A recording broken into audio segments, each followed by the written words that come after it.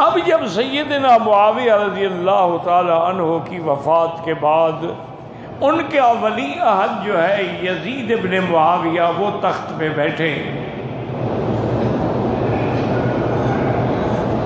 تمام لوگوں نے یزید کی بیعت کر دی،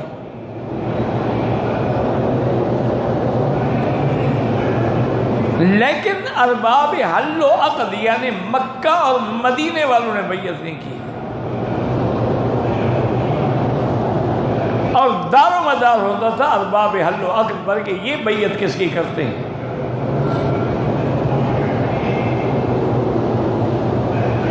تو یزید نے اپنے دور حکومت میں مروان کو خط لکھا کہ کوشش کرو مکے والوں سے اور مدینے والوں سے میرے لیے بیعت لینے کی کوشش کرو، انہیں کسی نہ کسی شکل میں راضی کرو کہ میری بیعت کر لیں۔ اب سب بیعت ہو گئی ہے، شام ہو گیا، فلسطین ہو گیا، اردن ہو گیا، تمام ممالک نے بیعت کر لی ہے، صرف مکہ اور مدینے کے افراد جو انہوں نے بیعت نہیں کی۔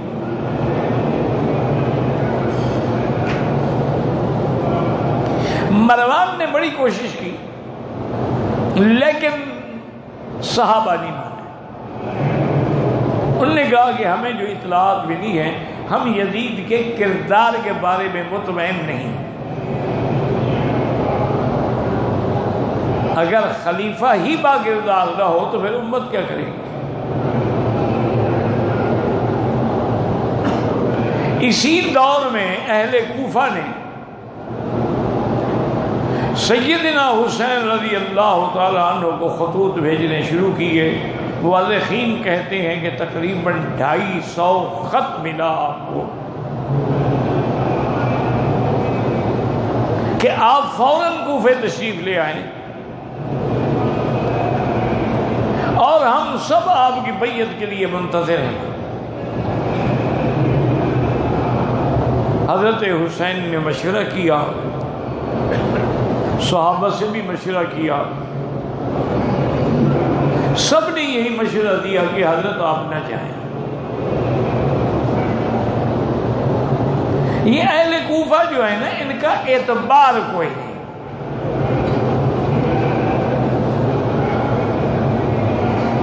تو اس لیے آپ مدینے میں ہیں، یہاں آپ کی کوئی مخالفت نہیں کر سکتا، کوئی جرأت نہیں کر سکتا۔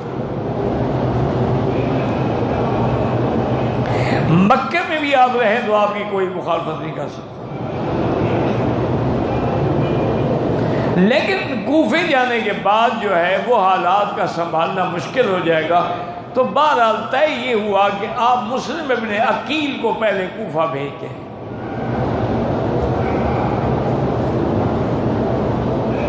وہاں جا کر حالات دیکھیں، اگر حالات ٹھیک ہیں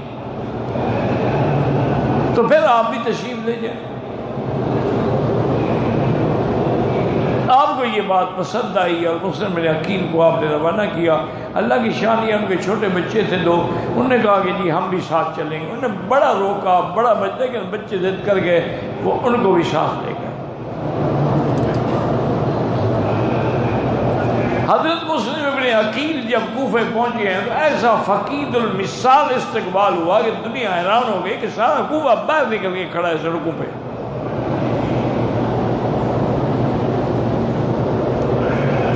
اور سب نے حضرت مسلم ابن عقیل کے ہاتھوں میں بیعت کر لی۔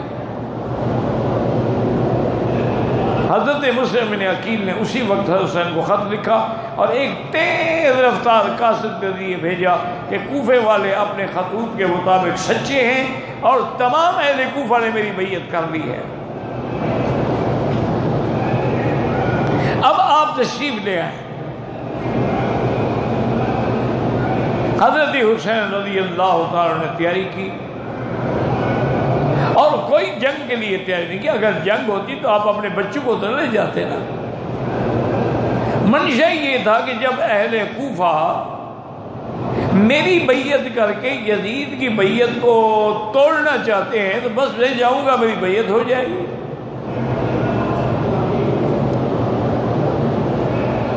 اسی دوران میں یزید کو پتہ لگا کہ کوفے والوں نے تو مسلم ابن عقیل کی بیعت کر لی ہے،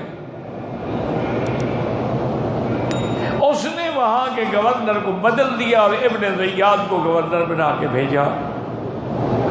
یہ اپنے وقت کا ایک بہت بڑا ظالم اور جابر قسم کا انسان تھا،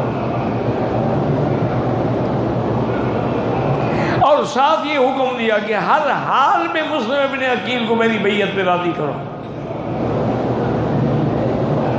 اور اگر وہ راضی نہیں ہوتے ہیں اس کا معنی ہے کہ وہ باغی ہیں میرے، پھر ان کے ساتھ سختی کرو۔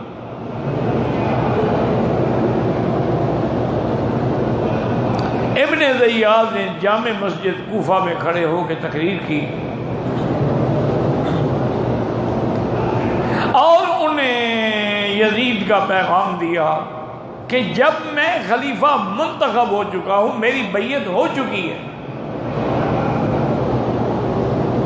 اور حضور پاک کا یہ فرمان ہے کہ اسمعوا واطیعوا لو کان عبد حبشی کان راسہ ذبیبۃ، اگر کسی کی بیعت ہو جائے بس اب اس کی اطاعت کرو،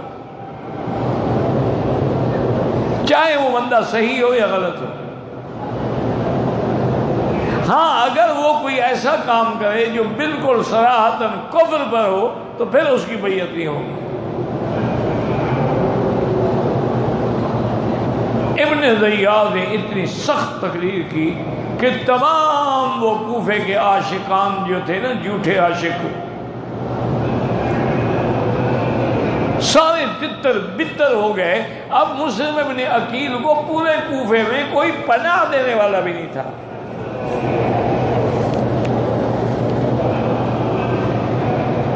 ایک مخلص آپ کا گھر تھا ہانی ابن عروہ کا، اس نے کہا حضرت آپ میرے گھر میں پناہ لے لیں،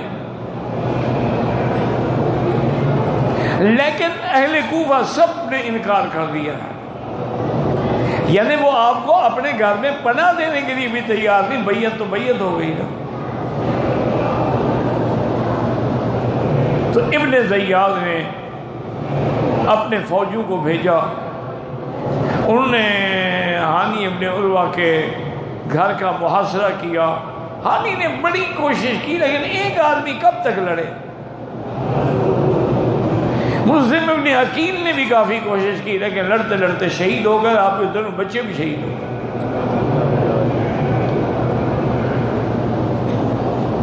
ادھر سے حضرت حسین رضی اللہ تعالی عنہ جو تھے وہ چل پڑے، تقریباً 72 آدمی کا قافلہ آپ کے ساتھ تھا، جن میں بچے بھی تھے، علی اکبر بھی تھے، علی اصغر بھی تھے،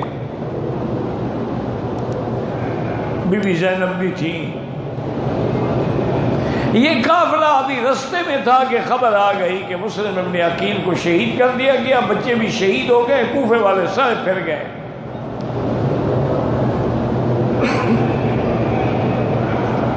اب حضرت حسین رضی اللہ تعالی عنہ نے اپنے ساتھیوں کو تقریر کی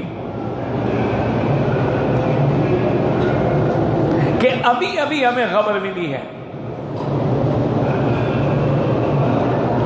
کہ حضرت مسلم ابن عقیل جو ہے وہ شہید ہو گئے، ان کے بچوں کو بھی شہید کر دیا گیا ہے، کوفے والوں نے غداری کی ہے۔ ویسے تاریخ میں یہ ایک ضرب المثل ہے کہ کوفی لا یوفی، کوفی کبھی وفا نہیں کرتا۔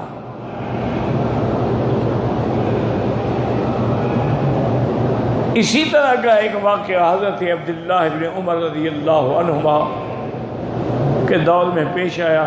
حج کے دن تھے، آپ مطار میں بیٹھے ہوئے تھے،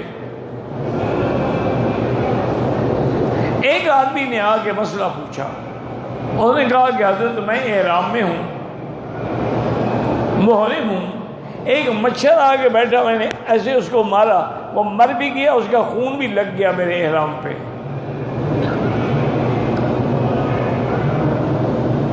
اب اس کے بارے میں آپ کا کیا فتویٰ ہے؟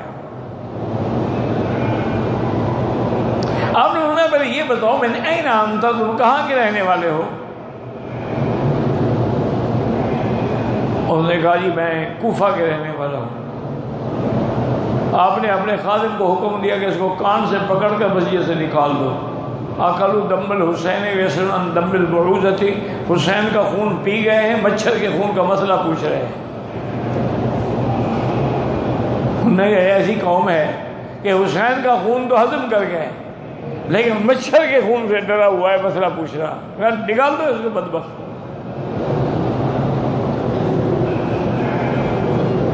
تو حضرت حسین رضی اللہ تعالیٰ عنہ نے تقریر کی، انہوں نے کہا کہ مجھے صحیح معنی میں اطلاع پہنچ چکی ہے کہ کوفیوں نے نقض عہد کیا ہے، وہ بیعت سے بھی پھر گئے ہیں، انہوں نے مسلم بن عقیل کا ساتھ بھی چھوڑ دیا ہے، اور مسلم بن عقیل اپنے بچوں کے ساتھ شہید ہو گئے۔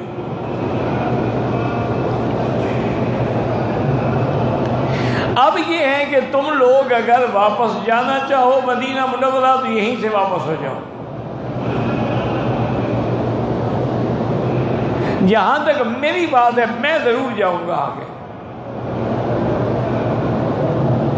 انہوں نے کہا حضرت یہ کیا بات ہوئی، یعنی آپ جائیں گے ہم واپس ہو جائیں؟ انہوں نے کہا مجھے اصل میں ایک حضور نے خواب کا ذکر فرمایا تھا کہ میں نے خواب دیکھا ہے کہ میرے نواسے کو، میرے شہزادے کو قرب و بلا کی سرزمین ہے جو سرخ رنگ کی ریت ہے، وہاں دریا کے کنارے ان کو شہید کیا جائے گا۔ تو جب یہ اللہ کے نبی کا خواب ہے وہ تو کبھی غلط ہو نہیں سکتا، تو پھر میں کیوں ویسے واپس راستے سے واپس ہو جاؤں؟ اگر اللہ کی یہی مرضی ہے، میں نے مکے والوں کی بھی نہیں مانی، مدینے والوں کی بھی نہیں مانی، اور وہاں سے میں چل پڑا، اب آپ لوگوں کو میری طرف سے اجازت ہے۔ انہوں نے کہا کہ نہیں، ہم تو کوئی بھی واپس نہیں جائے۔ سفر کرتے رہے، ادھر سے ابن زیاد نے بھی اپنی فوجوں کو تیار کر دیا۔ حضرت حسین کربلا کی طرف بڑھ رہے ہیں، اس کی فوجیں بھی آ رہی ہیں۔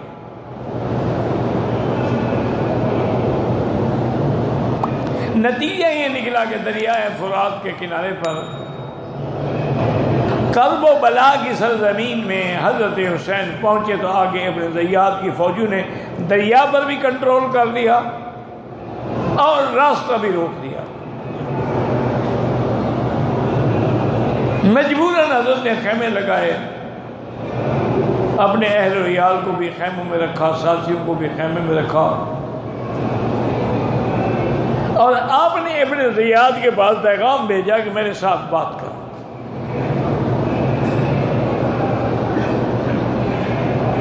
پہلے تو ابن زیاد انکار کرتا رہا، لیکن پھر وہ آ گیا اور پھر میں دیکھو ابن زیاد ہوگا تو وہی جو میرے اللہ نے لکھا، ہم تو تقدیر کے قائل ہیں، اور پھر میں ایسے باپ کا بیٹا ہوں جو شہید ہے، اور ہم نے اپنے آنکھوں سے سیدنا علی اور سیدنا عثمان کی شہادت دیکھی ہے، سیدنا عمر کی شہادت دیکھی ہے، ہمیں اس سے تو کوئی ڈر ہی نہیں ہے۔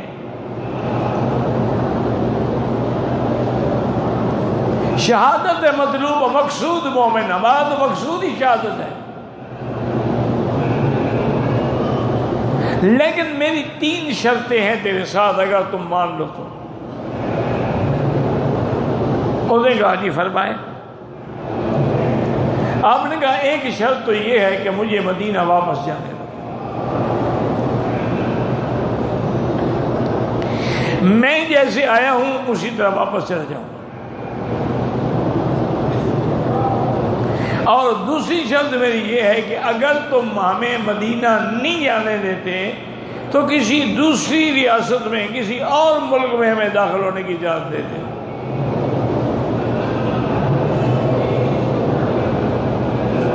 اور تیسری شرط یہ ہے کہ یزید کے پاس مجھے لے چلو، میں اس سے خود بات کروں گا۔ اس نے کہا جی یہ فیصلہ میں تو نہیں کر سکتا، بہرحال میں یزید کو آپ کا پیغام پہنچاتا ہوں۔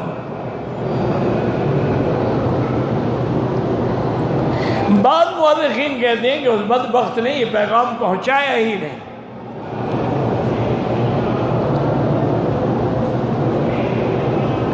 اور حضرت حسین کو جواب دے دیا کہ آپ کی 3 شرطیں ہمیں منظور نہیں ہیں، یا تو آپ ہر حال میں بیعت کریں یزید کی، پھر ہم آپ کو یزید کے پاس لے جاتے ہیں، اور چونکہ میں ان کا گورنر ہوں، پہلے آپ میرے ہاتھ پہ بیعت کریں گے۔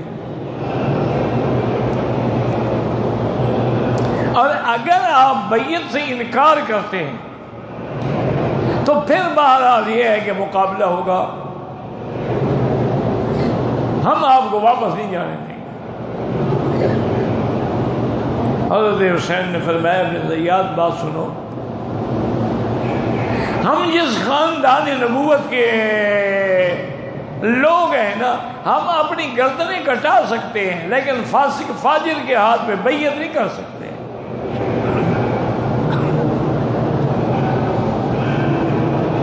تمہارا فسق و فجور جو ہے وہ علل اعلان ہے، ساری دنیا کو پتہ ہے کہ تم ایک فاسق فاجر انسان ہو، میں تمہاری بیعت کروں؟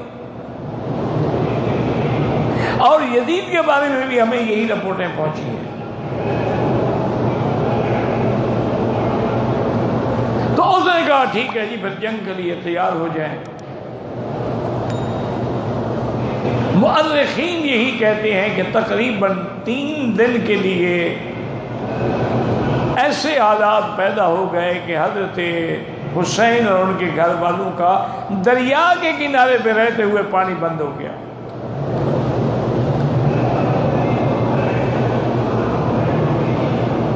اللہ کی شان ہے، آپ کے ساتھی جو تھے وہ ایک ایک بڑھتے رہے مقابلے کے لیے اور شہید ہوتے رہے۔ فوج کا مقابلہ آپ چند افراد تو نہیں کر سکتے، لیکن انہوں نے اپنی بہادری کے بڑے جوہر دکھائے۔ علی اکبر میدان میں آئے، دشمنوں کی صفیں الٹ ڈالی، لیکن آخر شہید ہو گئے۔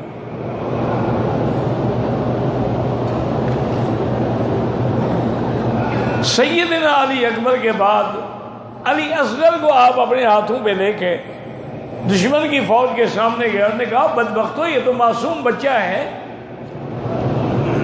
یہ تو لڑنے کے قابل نہیں ہے، 3 دن سے پیاسا ہے اور اس کی پپڑیاں جم گئی ہیں، پانی تو دے دو۔ کسی ظالم نے تیر مارا اور حضرت علی اصغر حضرت حسین کے ہاتھوں میں ہی شہید ہو گئے۔ آپ خیمے میں لائے، بیویاں گھبرائیں، آپ نے فرمایا بالکل نہیں، صبر کرو، اللہ کا ہمیں حکم یہی ہے کہ الذین اذا اصابتهم مصیبۃ قالوا انا للہ وانا الیہ راجعون اولئک علیہم صلوات من ربہم ورحمہ واولئک هم المہتدون۔ تم آل رسول ہو، تم اہل بیت رسول ہو، نبی کے گھرانے کے لوگ ہو، بالکل صبر کرو، اللہ کو یہی منظور تھا، آمنا باللہ۔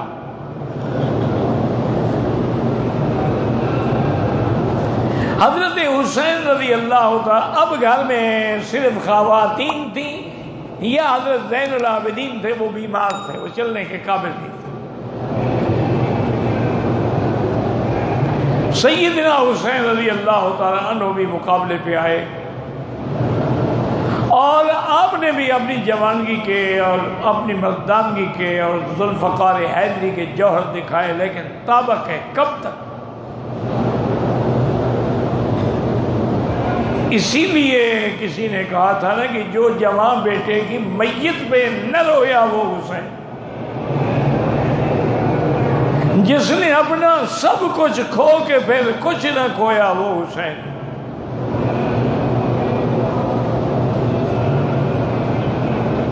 اور اسی طرح کسی نے کہا تھا کہ یہ اہل بیت کی شان تھی، کٹا کر گردنیں دکھلا گئے ہیں کربلا والے،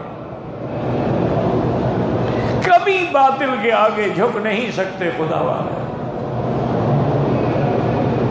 انہوں نے پوری امت کے لیے قیامت تک کے لیے ایک درس دیا کہ مومن شہید ہو سکتا ہے لیکن باطل کے ہاتھ پہ بیعت نہیں کر سکتا ہے، جس کا نتیجہ یہ ہے کہ آج بھی پوری دنیا میں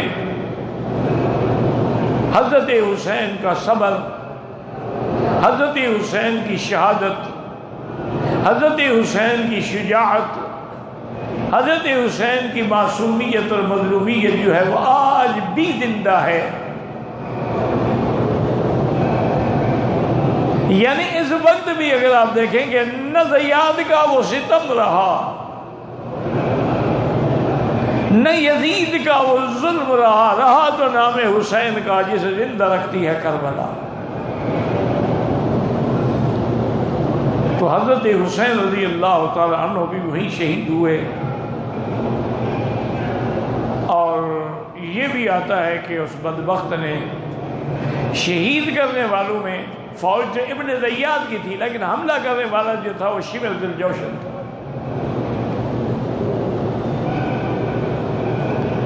آپ کے سر مبارک کو بھی اس نے اپنی خوشنودی کے لیے یزید کے سامنے پیش کیا، اور خواتین کا قافلہ بھی کہتے ہیں کہ بہرحال یزید نے کہا کہ ابن زیاد میں نے تمہیں قتل حسین کا حکم دیا تھا، میں نے تو کہا کہ اسے بیعت میں مجبور کرو، یہ تو نہیں کہا تھا کہ تم آل رسول کو قتل کر دو۔